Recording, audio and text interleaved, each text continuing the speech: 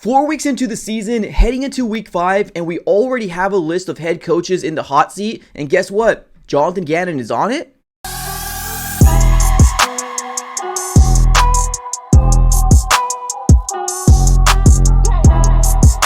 What's going on, everybody? Welcome back into another video. Definitely do me a huge favor, smack up that like button and subscribe for more Arizona Cardinals content. On this channel, we cover everything Arizona Cardinals news, breaking news, conversational pieces, everything surrounding your favorite team. So subscribe it up. It's absolutely for free. Now today, we are actually going to have a conversational type of video because let's be honest here, ladies and gentlemen, I think the fan base took an absolute huge hit after that Commanders game, and being the fact that we got blown out as bad as we did, the only really way to recover from something like this is a win. Now, unfortunately, Arizona Cardinals do have another divisional matchup this coming Sunday, but it's against the potential Super Bowl returning team in the San Francisco 49ers, and then after them, the Green Bay Packers. So we're not in a good situation pertaining to just Cardinal fans and feeling good about the 2024 season. All right, everyone, let's go and get started here. Let's go ahead and talk about the latest article that I ended up seeing here from CBS about potential coaches that are on the hot seat heading into the 2025 season. Now, I want to be very clear. This video is not about me saying Jonathan Gannon needs to get fired, right? No, absolutely not. I'm not there yet. I think Jonathan Gannon has made some strides. Now, is it time to hit the panic button? Not yet. We still got 13 games, and can the Cardinals crawl back into a respectable, record? Yes, they can, right? Has history shown us that the Cardinals can do that? Probably not. But like I said, still 13 games, so this is not a video about, oh, we got to fire Jonathan Gannon. No, this is just basically discussing and what we're seeing here from CBS on their list on, potential coaches that are on the hot seat heading into 2025. I'm going to talk about something real quick before we get started on that list. I've heard Kyler Murray as well as Jonathan Gannon both say that this last week versus the Commanders was the first time that we actually got beat down the way that we did under the Jonathan Gannon regime, and on top of that with Kyler Murray playing. And I don't think that's actually true. Last year, obviously, when Kyler Murray has come back in those last 8 games, we actually got beat down pretty badly by the Los Angeles Rams. If you take a look at the points scored per quarter, the Arizona Cardinals in the Los Angeles Rams game, now I am talking about the November 6th game, they only had 8 points, leaving the third quarter. They scored another 6 points in the fourth quarter, and the Cardinals lost by 37-14. So there was a beatdown there, in my opinion. And then there was another beatdown as well by the San Francisco 49ers in December the 17th of 2023 with Jonathan Gannon and Kyler Murray. If you take a look at the points scored per quarter, the Arizona Cardinals had a total of 16 points leaving the third quarter, and the San Francisco 49ers had a total of 35 points. Now, yes, 35-16, not a good look. Now, we did have a lot of garbage points scored in the fourth quarter. That was 13 points, so it didn't look like a big beatdown from the Arizona Cardinals, losing 45-29 on a Super Bowl caliber team, but that was also another beatdown, right? So I don't want anybody to get it twisted and to think in their mind saying that, oh, Jonathan Gannon never got beat like this with Kyler Murray, right? He has. And I already pointed out 2 games to you guys that happened in 2023. Now, granted, yes, we can also use the excuse of, oh, Kyler Murray was just getting his feet wet, right? He was trying to get accustomed to this Drew Petzing's offense. If you want to use that, then okay, I guess you can,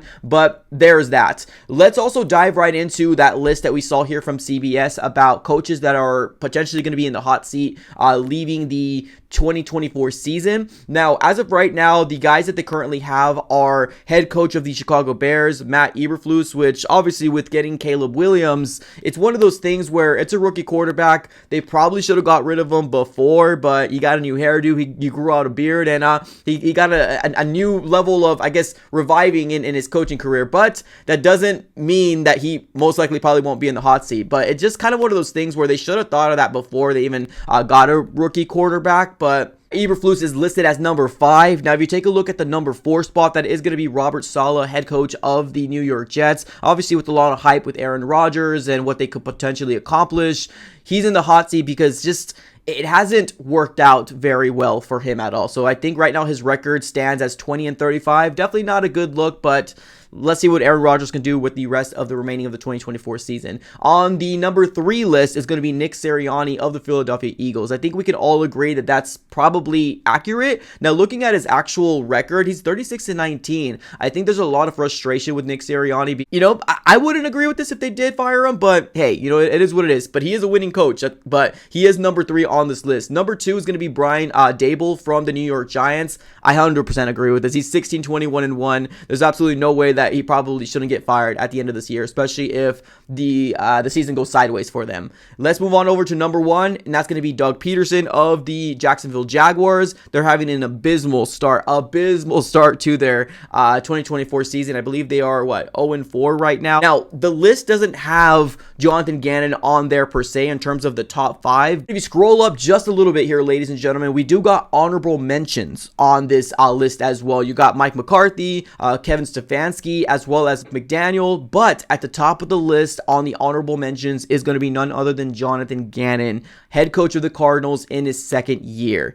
Now, it is one of those things where I don't know what the Cardinals are going to do, honestly, right now it's still too early. I think that 1-3, it's still too early to say fire the guy, we don't like him, I think it's way too early. I know I have seen some people out there saying that regardless of what happens this year, Gannon should not get the axe, right? And I respect that, right? At the end of the day, you do have to have consistency with the head coach, and you can't just keep firing people left and right. And I do agree with that. But I also do believe that it depends what happens, right? Like, if the Cardinals win 3 games, you better start asking yourself that question. If the Cardinals win 6, 7, 8 games, obviously that's not, ideal to win 6 games, but 7 and 8 games is not bad, right? It's a good progress from the 4 wins. Now, I do know that obviously Monty Ossenfort maybe have a longer leash, and that's going to be the general manager of the Arizona Cardinals. Maybe he won't, right? Maybe he won't let go of a Jonathan Gannon, because at the end of the day, he was the one who created this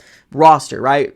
Jonathan Gannon can only do so much at the end of the day. He can only do so much with what he's given. So maybe this is one of those things where the biggest question is, hey, is Jonathan Gannon willing to cut ties with maybe a defensive coordinator, something like that, right? A lot of times, unfortunately, we hear scapegoats happen, right? A firing that needs to happen, but the head coach stays, potentially getting some new blood in this locker room to see if we can kind of ignite an offense or a defense. Maybe that might be a more realistic scenario. But like I said, I mean, it really just depends. I don't think right now I'm willing to sit here and say, oh, Jonathan Gannon's not going anywhere, regardless of what happens this year. I wouldn't be happy with that as a fan. I wouldn't be happy with that as an organization either, right? You need to see progress at the end of the day. Now, yes, Monty Ossenfort made this roster the way that it is. I think another question that's going to arise is obviously the quarterback in Kyler Murray, because when you have a franchise quarterback and you're paying a guy as much as you are paying Kyler Murray, then you do expect to have wins, right? You expect to have a franchise quarterback uplift your team and, stack up wins in the win column compared to stacking up L's in the loss column, right? So I think when it comes down to it, it might be more of an attributed to maybe what we're going to do with our quarterback in Kyler Murray right now. Obviously, right now with where we're sitting, we're 1-3, right? I think it's way too early to make a judgment on either of the two. Gannon, Kyler Murray, Drew Petzing, Nick Rallis. It's way too early. Can the Cardinals turn it around? Yes, they can. But I thought it was very, very interesting, especially as a big network like CBS coming out and saying, hey, an honorable mention could potentially be Jonathan Gannon, right? So some of these guys have sources. Some of these guys are just really good, at predicting these type of things. But obviously, when you only have, a total of 3 home wins now as an Arizona Cardinal organization under the current regime, it's not a good look, right? Especially because you have a lot of fan bases taking over the State Farm Stadium. And I remember very, very specifically that Michael Bidwill came out, "Don't sell your season tickets, ladies and gentlemen," but you got to win, right? You got to turn these moral victories to wins sooner rather than later. And I'm honestly really happy that we actually got a franchise quarterback in Kyler Murray, but it does put a lot of things on his shoulders, right? Regardless of how bad that defense is, we do see a rookie quarterback in Jaden Daniels doing great things, right? Now, we don't know how he's going to shake out in the rest of the season. Can they have a collapse? Maybe. We don't know, right? But I think it's very important to know that it is possible, right? It is possible for the Cardinals to expedite their second-year rebuild from 4 wins to potentially 7, 8 wins, right? But obviously, it really relies on the head coaching staff, the quarterback, the offense, the defense, all working in unison to stack up those wins. So, your thoughts here on this list here on CBS about obviously honorable mentions for Jonathan Gannon potentially being in the hot seat heading into 2025. Let me know in the comments below. Appreciate y'all for tuning in as always. Have a great rest of your day and go Cardinals.